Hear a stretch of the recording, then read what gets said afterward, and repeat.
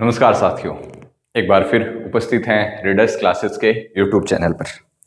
जैसा कि आप सब जानते हैं, हम पढ़ रहे हैं जनरल साइंस और जनरल साइंस में हमारा टॉपिक चल रहा है रक्त परिसंचरण तंत्र। तो देखो, लास्ट की जो क्लास हुई थी उसमें हमने पढ़ा था रक्त के बारे में। डब्ल्यूबीसी के हम प्रकार पढ़ रहे थे। डब्ल्यूबीसी के मैंने बताया था आपको कणिका युक्त और कणिका विहीन दो आधार पर। जैसे ये डब्ल्यूबीसी थी, कोई भी डब्ल्यूबीसी जिसमें डॉटेड डॉटेड कणिकाएं पाई जाती हैं उसको तो बोला था कणिका युक्त। कणिका युक्त, जबकि जिसमें कोई कणिका नहीं पाई जाती है, सिंपल स्ट्रक्चर होती है केवल एक, उसको बोला था कणिका विहीन। कणिका विहीन विहीन। तो कणिका युक्त के 3 प्रकार बताए थे और कणिका विहीन के 2 प्रकार बताए थे। कुल डब्ल्यूबीसी के 5 प्रकार बताए थे लास्ट क्लास में। 5 में से हमने एक प्रकार पढ़ लिया था, न्यूट्रोसिनोफिल। अब इसके 2 प्रकार हैं, बेसोफिल और इयोसिनोफिल। उनके बारे में डिस्कस करेंगे। उसके बाद हम डिस्कस करेंगे मोनोसाइट और लिम्फोसाइट के बारे में। मैंने कल की क्लास में आपको बताया था कि न्यूट्रोसिनोफिल को कैसे डिफाइन करते हैं संख्या में। इसको क्या शरीर का पुलिसमैन भी बोला जाता है, संख्या में सर्वाधिक होती हैं। तो आपसे एग्जाम में ये क्वेश्चन पूछा जाता है, बस ये ध्यान रखना कि शरीर का पुलिसमैन किसको बोलते हैं, डब्ल्यूबीसी को या न्यूट्रोसिनोफिल को। ठीक है, आज हम डिस्कस करेंगे बेसोफिल और इयोसिनोफिल। इसमें एक क्वेश्चन और बनता है, एक लास्ट ईयर पटवारी के एग्जाम में, जो लास्ट पटवारी का एग्जाम है उसमें पूछा गया था कि जो कणिका युक्त है, कणिका युक्त, इसको इंग्लिश में क्या बोलते हैं, ग्रेन्युलोसाइट, जबकि कणिका विहीन है उनको एग्रेन्युलोसाइट। ठीक है, ये ध्यान रखना। यहां तक क्लियर है। अब देखो बेसोफिल, बेसोफिल के बारे में हम पढ़ेंगे। बेसोफिल क्या है? बेसोफिल एक प्रकार की डब्ल्यूबीसी।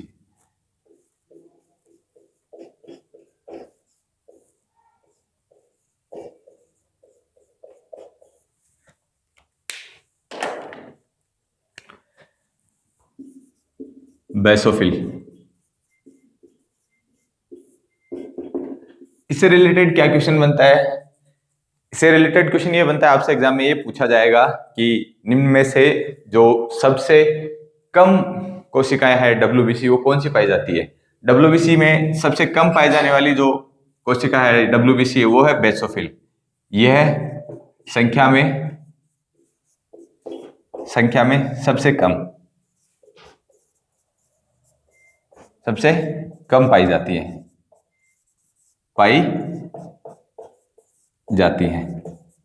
कुल डब्ल्यूबीसी का लगभग 1%। तो और क्या काम होता है? जब हमारे शरीर में एलर्जी होती है किसी भी चीज से, तो एलर्जी के टाइम इनकी संख्या बढ़ जाती है। एलर्जी के समय संख्या बढ़ जाती है।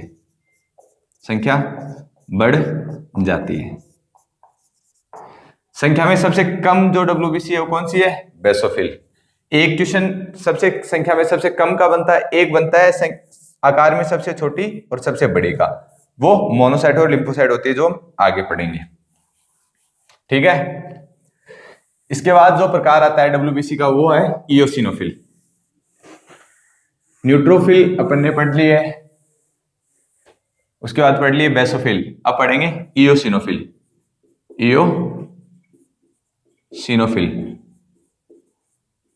इयोसिनोफिल भी एक प्रकार की डब्ल्यूबीसी है, कणिका युक्त डब्ल्यूबीसी है। इसका जो दूसरा नाम है, एक बार एग्जाम में पूछा गया था, वो क्या है? इसे एसिडोफिल भी बोलते हैं। इसे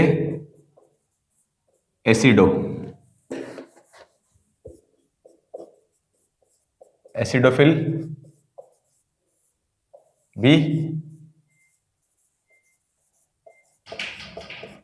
कहते हैं। ठीक है, और इसका क्या है, जो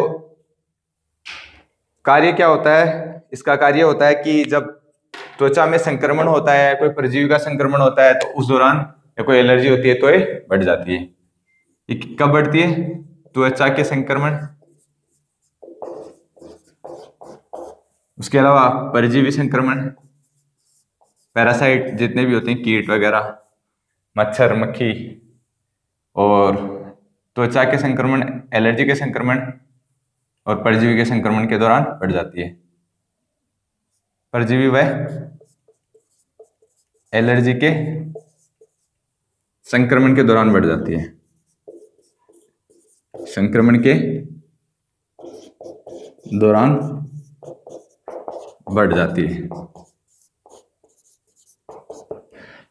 ये 3 प्रकार है WBC के जो कणिकाई होता है, जिनको एग्रेनुलोसाइट बोला जाता है। अब जो बचे हुए 2 प्रकार हैं WBC के, उनको क्या बोलते हैं? मोनोसाइट और लिम्फोसाइट। इनमें डिफरेंस कैसे किया जाता है, भेद कैसे किया जाता है?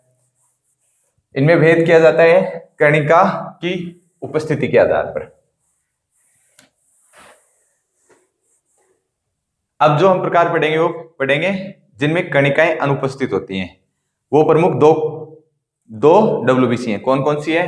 पहली तो आती है मोनोसाइट।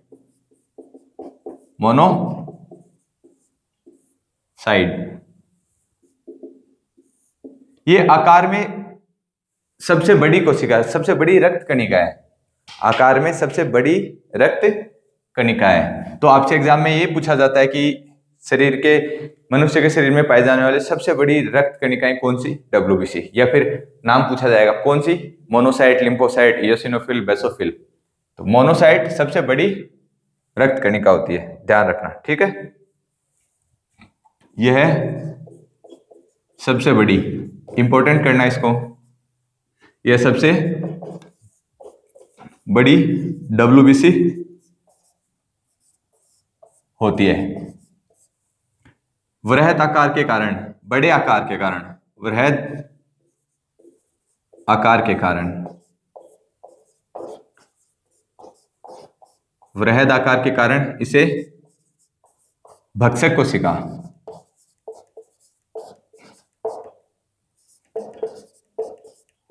फैगोसाइट अंग्रेजी में बोलते हैं। फैगो का मतलब होता है किसी चीज का भक्षण करना।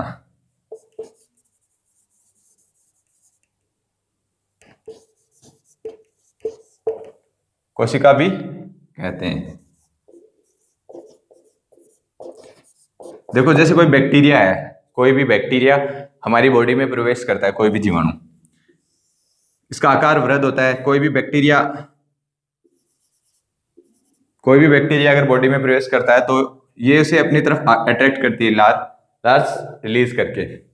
और उनके रिलीज करने से क्या होता है, बैक्टीरिया इसके अंदर चला जाता है, ये अपने आकार में परिवर्तन करती है और बैक्टीरिया को मार देती है, ठीक है। इस वजह से मोनोसाइट का जो प्रमुख कार्य वो हमारे शरीर में बैक्टीरियाओं से सुरक्षा करने का है।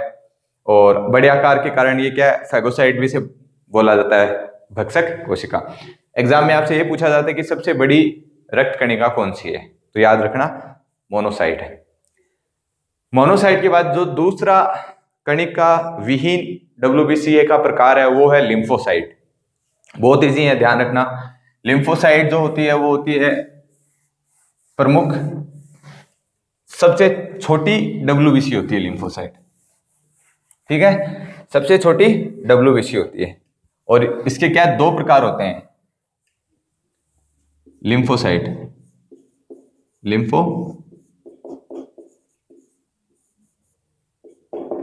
तो इससे क्या क्वेश्चन बनता है इंपॉर्टेंट, आपसे एग्जाम में पूछा जाएगा सबसे छोटी WBC या सबसे छोटी रक्त कणिका कौन सी होती है, वो होती है लिम्फोसाइट।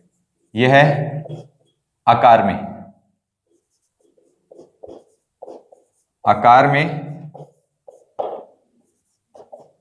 सबसे छोटी WBC होती है, ठीक है। कितने प्रकार की होती है? 2 प्रकार की होती है। यह है 2 प्रकार की होती है। कौन कौन से होते हैं 2 प्रकार? एक तो होता है बी लिम्फोसाइट,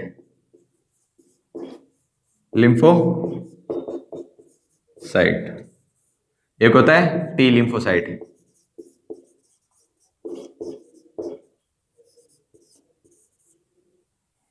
बी लिम्फोसाइट का क्या कार्य होता है? बी लिम्फोसाइट का कार्य कई बार पूछ लिया जाता है एग्जाम में। बी लिम्फोसाइट का कार्य होता है हमारे शरीर में एंटीबॉडी का निर्माण करना। देखो शरीर जिन सब घटकों से मिलकर बना है, इसके अलावा कोई अगर बैक्टीरिया या कोई भी जीवाणु हमारे शरीर में प्रवेश करता है तो उससे लड़ने के लिए एंटीबॉडी रिलीज करती है। एंटीबॉडी का प्रमुख कार्य होता है हमारे शरीर को प्रतिरक्षी करना, हमारे शरीर को मतलब प्रतिरक्षा तंत्र को मजबूत करना, जो भी इन्फेक्शन होता है उससे लड़ना, एंटीबॉडी का प्रमुख कार्य ये होता है। तो बी लिम्फोसाइट क्या करती है, ये इसका प्रमुख कार्य होता है, ये हमेशा एंटीबॉडी को रिलीज करती है। एंटीबॉडी का परिपक्वन इसी में होता है। तो ये बात आपसे पूछी जाती है कि भाई एंटीबॉडी पाई किस में जाती है, प्लाज्मा में। मैंने आपको बताया एंटीबॉडी का निर्माण कौन करता है, बी लिम्फोसाइट। पाई कहां जाती है, प्लाज्मा में। जबकि एंटीजन कहां पाए जाते हैं, आरबीसी के ऊपर। ये आगे देखेंगे हम, एंटीजन एंटीबॉडी पढ़ाएंगे तब आपको, ठीक है। इसका प्रमुख कार्य क्या होता है, यह है एंटीबॉडी का निर्माण करती है, एंटीबॉडी का निर्माण करती है।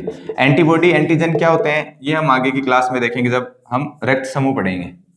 और टी लिम्फोसाइट का जो प्रमुख क्या होता है, जब मनुष्य एड्स से ग्रसित होता है, ठीक है, रेट्रोवायरस से, एड्स का वायरस रेट्रोवायरस बोलते हैं एड्स के वायरस को। रेट्रोवायरस से जब इन्फेक्ट होता है उस दौरान क्या इम्यून सिस्टम डाउन होता लगता है। तो इम्यून सिस्टम कमजोर होने के दौरान टी लिम्फोसाइट, ये एक प्रकार की लिम्फोसाइट है, इसका आकार ऐसा होता है, इस वजह से इसको टी लिम्फोसाइट बोला जाता है। तो इसकी संख्या में कमी हो जाती है। तो कई बार पूछ लिया जाता है कि एड्स में किस में कमी होती है, वो होती है डब्ल्यूबीसी में। जैसे मलेरिया में आरबीसी, एड्स में डब्ल्यूबीसी, जबकि डेंगू में प्लेटलेट्स डाउन होती हैं। तो एक बार ये आईएएस में पूछा था ये क्वेश्चन कि एड्स में कौन सी डब्ल्यूबीसी की संख्या में कमी होती है, वो टी लिम्फोसाइट में कमी होती है। यह है एड्स में घट जाती हैं।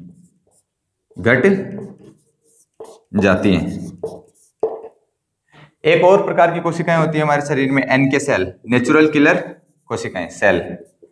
ये क्या होता है, प्रतिरक्षी कोशिकाएं होती हैं। जो वैसेली कोशिकाएं, कैंसर कोशिकाएं होती हैं कैंसर की, उनको मारने का काम करती हैं। विषाक्त कोशिकाएं, यह है विषाक्त कैंसर कोशिकाओं को मारने का कार्य करती हैं। कैंसर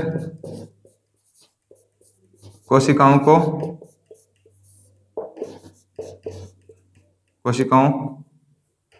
को मारती हैं।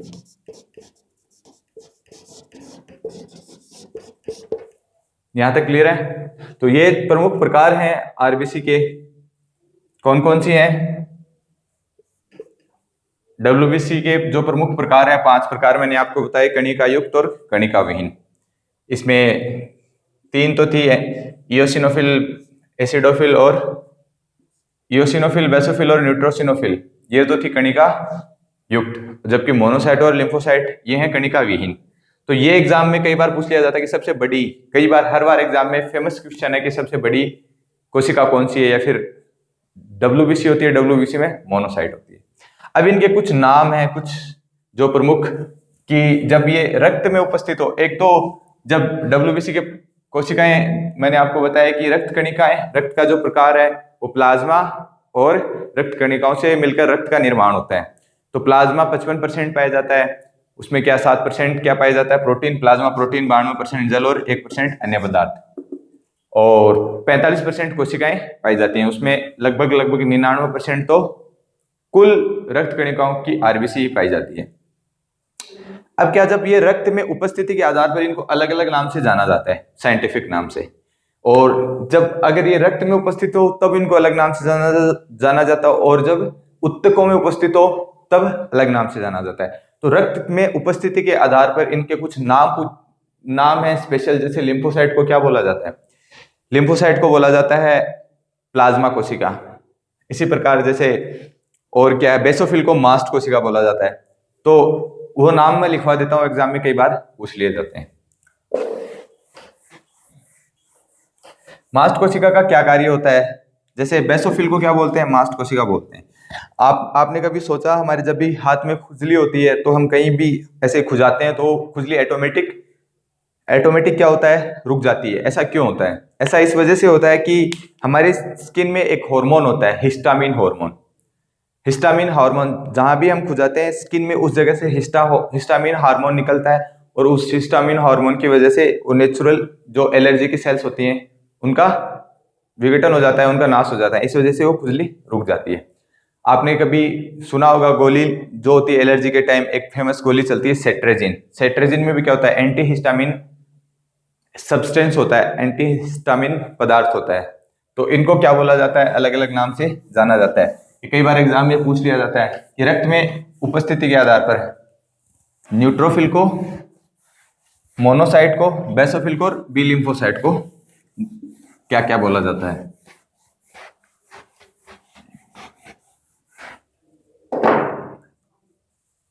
देखो, रक्त में उपस्थिति के आधार पर, उपस्थित हो तो, जब ये रक्त में उपस्थित हो तो इनको क्या बोलते हैं। जैसे उत्तक कैसे बनते हैं, सेल, सेल से टिश्यू, टिश्यू से ऑर्गन, ऑर्गन से बॉडी, ऑर्गन से सिस्टम, सिस्टम से बॉडी। ये मैंने आपको सीक्वेंस बताया था कि जो बेसिकल स्ट्रक्चर है, बुनियादी संरचना है, जैसे मकान की ईंट होती है, तो हमारे शरीर की जो मूलभूत इकाई है, सबसे छोटी स्मॉलेस्ट यूनिट है, वो किसको बोला जाता है, वो बोला जाता है कोशिका को। और कोशिका को हमने बहुत डिटेल में पढ़ा है। तो नंबर ऑफ सेल्स, बहुत सारी कोशिकाएं मिलकर क्या बनाती हैं, टिश्यू बनाती हैं। और बहुत सारे टिश्यू एक साथ मिलकर एक ऑर्गन, अंग का निर्माण करते हैं, जैसे हाथ है, कान है, नाक है।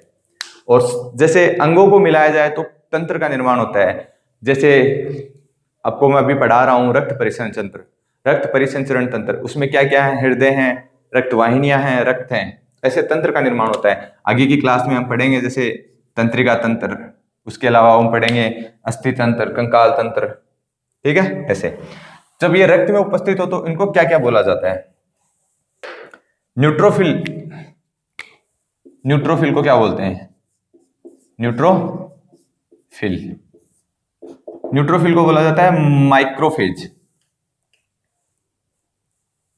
न्यूट्रोफिल को बोला जाता है माइक्रोफेज।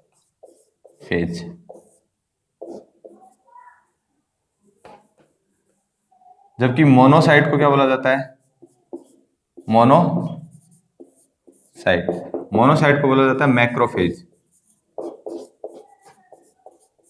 देखो, माइक्रो का मतलब होता है स्मॉल, मैक्रो का मतलब होता है उससे थोड़ा बड़ा, फेज का मतलब होता है भक्षण करना। वे कोशिकाएं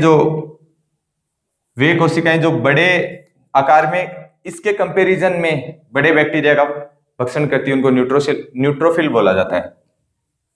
इसी प्रकार मोनोसाइट को क्या बोलते हैं, मैक्रोफेज।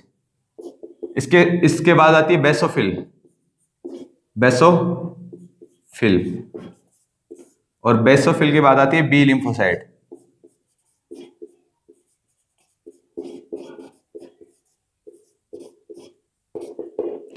इसको बोला जाता है प्लाज्मा कोशिका, इसको बोलते हैं मास्ट कोशिका।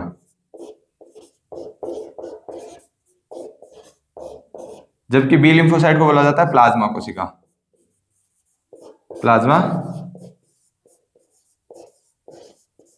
कोशिका। ये इनके प्रमुख नाम है, ये आप ध्यान रखना। देखो, मास्ट कोशिका किसको बोलते हैं, बेसोफिल को बोलते हैं। तो मास्ट कोशिका का क्या कार्य होता है, एलर्जी जब भी होती है हमारे शरीर में, कहीं खुजली चलती है किसी चीज से, तो उस दौरान मास्ट कोशिका क्या, हिस्टामिन प्रोटीन, हिस्टामिन हार्मोन होता है। हिस्टामिन, जब हम अंतःस्रावी तंत्र पढ़ेंगे, एंडोक्राइन सिस्टम, तब बताएंगे हार्मोन्स कैसे कार्य करते हैं। तो इसका क्या कार्य होता है बेसोफिल का, कि हिस्टामिन हार्मोन रिलीज करती है, और उस स्थान पर, जैसे हाथ में खुजली चल रही है, तो हाथ में खुजली करने से क्या होगा, यहाँ हिस्टामिन हार्मोन रिलीज हुआ और उससे वो खुजली ऑटोमेटिक रुक जाती है, ठीक है। तो इसका क्या कार्य होता है मास्ट कोशिका का, हिस्टामिन हार्मोन को स्रावित करता है। जबकि एंटीबॉडी का स्रावण कौन करती है, प्लाज्मा कोशिका, ठीक है। ये आपको ध्यान रखना है, एंटीबॉडी का निर्माण और स्रावण कौन करती है, प्लाज्मा कोशिका, ठीक है। अब देखिए, एक क्वेश्चन बनता है, कई बार एग्जाम में पूछा जाता है कि है ना, टॉन्सिल, थाइमस, प्लीहा और लसिका ग्रंथि, टॉन्सिल, थाइमस, प्लीहा और लसिका ग्रंथि, ये प्रमुख 4 स्थान हैं। टॉन्सिल, टॉन्सिल कहां पाए जाते हैं? यहां गले में। थाइमस, थाइमस क्या है? एक प्रकार की ग्रंथि है, वो भी गले में पाई जाती है। जब हम एंडोक्राइन सिस्टम पढ़ेंगे तब बताएंगे। प्लीहा, प्लीहा क्या है? हमारे शरीर में रक्त का जहां स्टोर होता है, रक्त का जहां संचय होता है, तो एक प्रकार का लसिकांग है। उसके बाद क्या आती है? लसिका ग्रंथि, लसिका ग्रंथि। इन चारों स्थानों पर क्या होता है? डब्ल्यूबीसी का परिपक्वन होता है, मैच्योर होती है डब्ल्यूबीसी। जैसे निर्माण तो कहां होता है? लाल अस्थि मज्जा में, आरबीसी में, रेड बोन मेरो में, सॉरी रेड बोन मेरो में, लाल अस्थि मज्जा में। जबकि मैच्योर कहां होती है? परिपक्वन कहां होती है? बनकर वो कहां जाती है? इन स्थानों पे आती है डब्ल्यूबीसी। और इन्हीं स्थानों पर जब हमारे शरीर में क्या होता है? हमारे शरीर में कोई भी संक्रमण, बैक्टीरिया से हमारे शरीर किसी भी चीज से संक्रमित होता है, तो इन्हीं चारों स्थानों से डब्ल्यूबीसी का स्रावन होता है। जैसे हमारे शरीर में कभी हमने कुछ ठंडा खा लिया या फिर कहीं हम बाहर गए, जैसे अभी कोविड चल रहा है, तो सबसे पहले क्या होगा? कोई भी वायरस से हम इन्फेक्ट होते हैं तो उस वायरस के अपोजिट एंटीबॉडी बनाने का कार्य क्या? कौन? डब्ल्यूबीसी की बी लिम्फोसाइट करती है। और इन स्थानों से सबसे पहले डब्ल्यूबीसी का स्रावन होगा। तो कई बार एग्जाम में पूछा जाता है कि टॉन्सिल, थाइमस, प्लीहा और लसिका ग्रंथि ये क्यों फेमस है? क्योंकि यहाँ पर डब्ल्यूबीसी का परिपक्वन होता है और इन्हीं स्थानों से संक्रमण के समय डब्ल्यूबीसी का स्रावन होता है। तो ये लाइन आप लिख लीजिए, इंपॉर्टेंट है बहुत ज्यादा।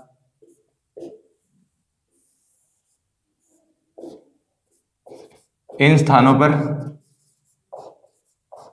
पर डब्ल्यूबीसी का परिपक्वन होता है, परिपक्वन होता है। ये तो हो गई पहली बात।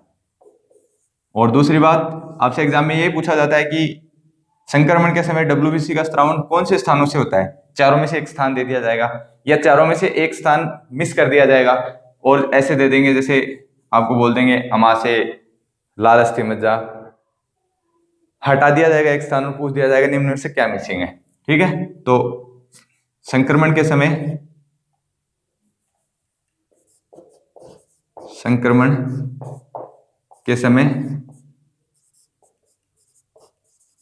निम्न स्थानों से